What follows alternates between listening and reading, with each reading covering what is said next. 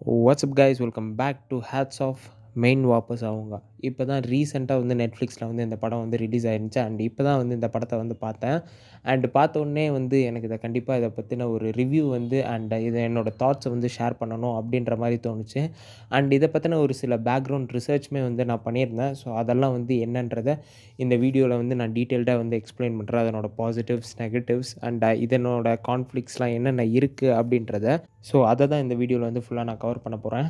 Start பண்ணலாமா?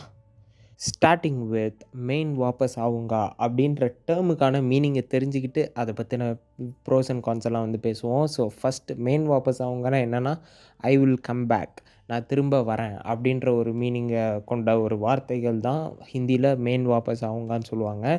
So அதை வந்து ஏன் இந்த படத்தில் வந்து போர்ட்ரே பண்ணுறாங்க அப்படின்றத ஒரு ஸ்ட்ராங் ஃபவுண்டேஷ்னல் லவ்வாக வந்து இதில் வந்து சொல்லியிருப்பாங்க.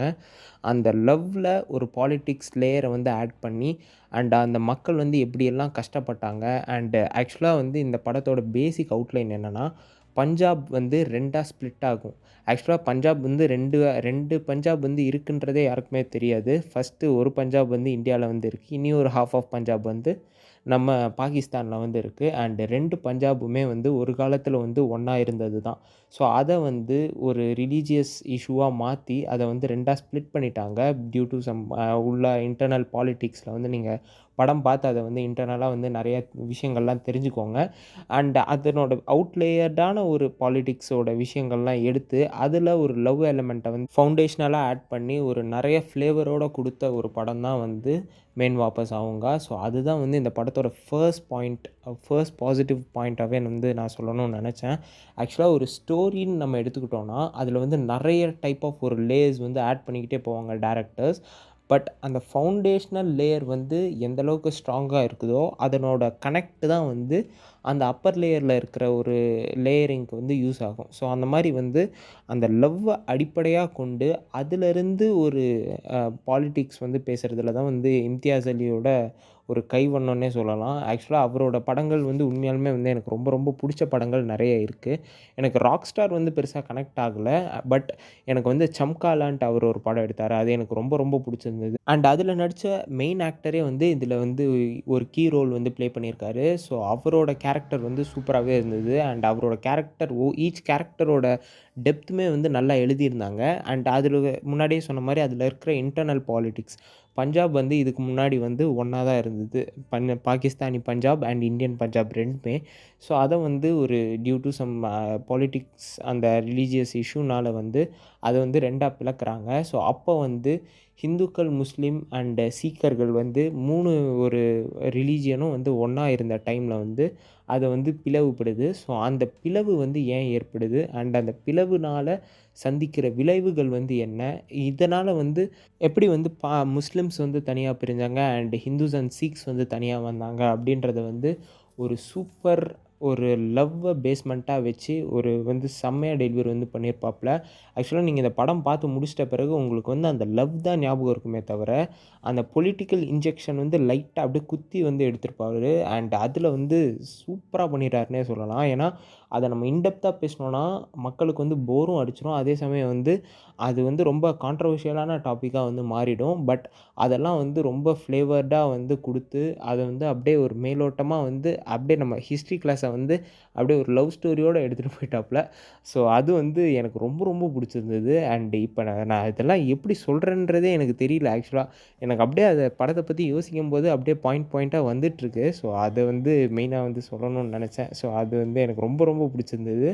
அண்ட் இனி ஒரு விஷயம் வந்து இம்தியாஸ் அலிக்கிட்ட எனக்கு ரொம்ப ரொம்ப பிடிச்சிருந்தது, அந்த கேரக்டர் வைஸ் அந்த ஒரு லைனப்ஸ் வந்து இருக்கு இல்லையா? ஸோ அது வந்து ஒரு டைரக்டாக வந்து அவர் அப்படின்றத கன்வே பண்ணாமல், ஸோ அவருனால வந்து இவருக்கு வந்து இந்த ஒரு பாதிப்பு அந்த ஒரு கேரக்டர் செயின் லிங்க் வந்து ரொம்ப சூப்பராகவே கனெக்ட் பண்ணுவார். ஸோ அதை வந்து இந்த படத்தில் வந்து ரொம்ப நல்லா கனெக்ட் பண்ணியிருந்தாங்க. அந்த தாத்தா அண்ட் அந்த தாத்தாவோட பையன் எப்படிப்பட்ட ஒரு கேரக்டர், அது ஏன் வந்து அப்படி ஆனார் அண்ட் அந்த தாத்தாவோட பையன் அப்படி இருக்கிறனால அவரோட பையன் வந்து எப்படி இருக்காங்க அப்படின்ற ஒரு செயின் லிங்க் இருக்கு இல்லையா? ஸோ அதை வந்து அந்த எமோஷ்னல் மூலியமா கனெக்ட் பண்ணுறதுன்றது வந்து விச் இஸ் நாட் ஈஸி டாஸ்க்குன்னு சொல்லுவேன். ஏன்னா அது வந்து இப்போ குறிப்பிட்ட ஒரு சீரிஸா எடுத்தோம்னா அது வந்து நம்ம கரெக்ட்டா கனெக்ட் பண்ணலாம். ஆனா ஒரு படமா எடுக்கிறப்ப அது வந்து கொஞ்சம் சிரமங்கள் எடுத்து அத வந்து ஒரு ஸ்டோரியா ரைட் பண்ணுறது வந்து அவ்வளோ ஒரு மெனக்கெடல் பண்ணணும். ஸோ அது வந்து சூப்பராகவே பண்ணியிருந்தாரு இம்தியாஸ் அலி. அண்ட் கண்டிப்பா அவரோட எக்ஸ்பீரியன்ஸ்க்கு இந்த லெவலுக்கு கண்டிப்பா பண்ணணும். அண்ட் அதே மாரி தான் டோன் அண்ட் ஸ்க்ரீன் ப்ளே வந்து முன்னாடியே சொன்ன மாரி அந்த ஒரு back and forth screenplay வந்து ரொம்ப நல்லா இருந்தது ஒரு சில இடங்கள்ல. அண்ட் அத பத்தி நான் வந்து கான்ஸ்ல வந்து இதெல்லாம் வந்து சேஞ்ச் பண்ணா நல்லாயிருக்குன்றத பத்தி பேசுறேன். ஸோ அந்த மாரி ஒரு சில விஷயங்கள் வந்து எனக்கு வந்து கொஞ்சம் மாத்திருக்கலாமோ அப்டின்ற ஒரு சஜஷன் வந்து இருந்தது. ஸோ அந்த மாரி நான் பார்த்தேன்னா வந்து எனக்கு முதல்ல வந்து எனக்கு என்ன தோணுதுன்னா, அதான் அந்த back and forth screenplay வந்து இப்போ ஒரு கோர் எமோஷன் அந்த கனெக்ட் ஆகுற ஒரு ஃப்ளாஷ்பேக் அண்ட் வந்து ஒரு இப்ப கரண்ட்டா நடக்கிறது. அந்த மாரி வந்து பேக் அண்ட் ஃபோர்த்தா வந்து அந்த ஸ்க்ரீன் ப்ளே வந்து போயிட்டுருக்கும்.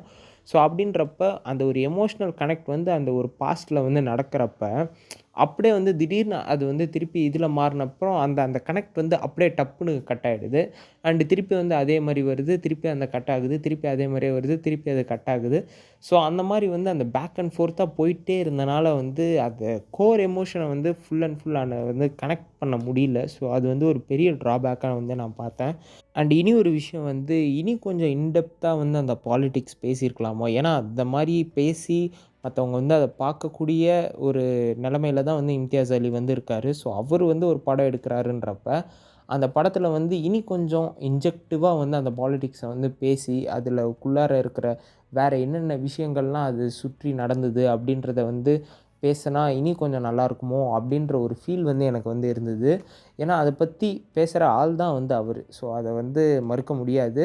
ஸோ அது அந்த முஸ்லிம்ஸ் வந்து என்னென்ன கஷ்டங்கள்லாம் பட்டாங்க அது பிரிஞ்சனால அப்டின்றத வந்து சூப்பராவே எக்ஸ்ப்ளைன் பண்ணியிருந்தாங்க. ஸோ அதனால இது ஹேட்ஸ் ஆஃப்போட ஹைலி ரெக்கமெண்டட் மூவியா வந்து இது வந்து மாறுச்சு. ஸோ அதனால நீங்க கண்டிப்பா வந்து இந்த படத்த வந்து செக் பண்ணி பார்க்கணும். அண்ட் நீங்க மெயின் அண்ட் மெயின் வந்து பாலிடிக்ஸ் பார்ப்பீங்க. அந்த பொலிட்டிக்கல் ஆஸ்பெக்ட்ஸ்லாம் உங்களுக்கு வந்து தெரியும்.